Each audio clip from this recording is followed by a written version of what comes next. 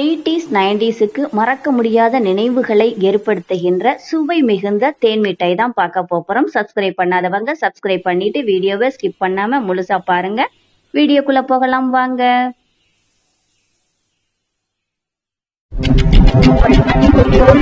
ஆரோக்கிய உணவும் அற்புத வாழ்வும். இதுக்கு ஒரு பீட்ரூட் எடுத்துக்கலாம். தோலை சீவிட்டு குட்டி குட்டியா கட் பண்ணிட்டு மிக்ஸி ஜார்ல போட்டு 1/4 டம்ளர் தண்ணி ஊற்றி நைஸா அரைச்சி எடுத்துக்கலாம். நல்லா நைஸா அரைச்சி எடுத்தாச்சு. இப்போ நாம இதை நல்லா வடிகட்டி ஸ்பூனால் அழுத்தி ப்ரெஷ் பண்ணி அந்த சாறை எடுத்துக்கலாம். ஃபுட் கலர் தான் இதுல கலக்கிறதுக்கு நம்ம எடுத்திருக்கோம். இப்போ இதை ஒரு பேன்ல அப்படியே ஊத்திக்கலாம். ஊத்திட்டு ஒரு 1/2 டேபிள் ஸ்பூன் சுகர் போட்டு அதை நல்லா சுண்ட காய்ச்சிக்கலாம். நான் கலர் கொஞ்சம் நல்லா கிடைக்குங்கிறதுக்காக தான் இப்படி நான் செஞ்சேன். ஆனால் அது எப்படின்னா கொஞ்சம் நிறம் மாறி போச்சு, அதுதானே தவிர மற்றபடி சூப்பராக இருந்தது. இப்போ இதுக்கு நம்ம 1 கப் மைதா ஒரு பாத்திரத்தில் போட்டுட்டு 1/2 டீஸ்பூன் சால்ட்டு போட்டுட்டு நம்ம அந்த ஃபுட் கலரை ஊற்றிக்கலாம். ஃபர்ஸ்ட்டு 2 ஸ்பூன் போட்டு அதை ஃபர்ஸ்ட் ஒரு வாட்டி மிக்ஸ் பண்ணிக்கலாம். நான் 2 ஸ்பூனோட நிறுத்தி இருந்தாலும் கூட அந்த கலர் காம்பினேஷன் கரெக்டாக வந்திருக்கும். அடுத்ததான் இன்னும் 2 ஸ்பூன் ஊற்றிக்கலாம். இந்த இன்னும் 2 ஸ்பூன் ஊற்றினதுனால கலர் கொஞ்சம் அதிகமாக போனதுனால நிறம் மாறி போயிடுச்சே தவிர மற்றபடி நல்லா இருந்தது. நல்லா இதை பிசைஞ்சு விட்டுக்கலாம். கொஞ்சம் கொஞ்சமாக தண்ணி விட்டு நல்லா பிசைஞ்சிட்டு நல்லா சாப்பிட்டா அதை எடுத்து அப்படியே ஒரு ஓரமாக வச்சிடலாம். அடுத்ததா நாம ஒரு பாத்திரத்துல 1 கப் சுகர் போட்டு ஃபர்ஸ்ட் 50 ml தண்ணி, அடுத்தது 50 ml தண்ணி, 100 ml தண்ணி விட்டுருக்கோம். இதை நல்லா பாகு காய்ச்சிக்கலாம். நல்லா அந்த பிசு பிசுப்பு தன்மை வரணும், அந்த அளவுக்கு இந்த பாகை காய்ச்சிக்கலாம்.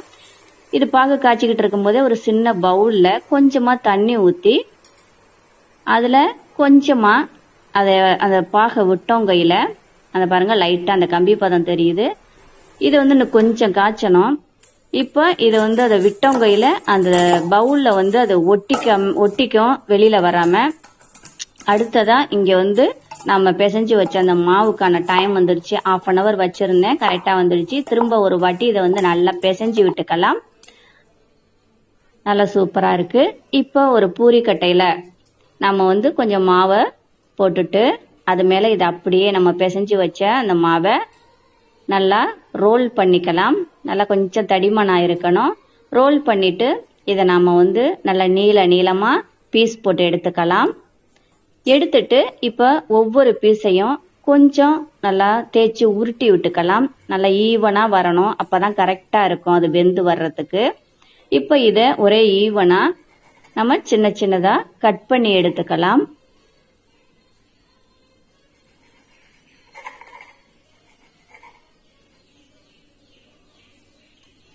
இதை கட் பண்ணி தனியா ஒரு பிளேட்ல எடுத்து வச்சுக்கலாம்.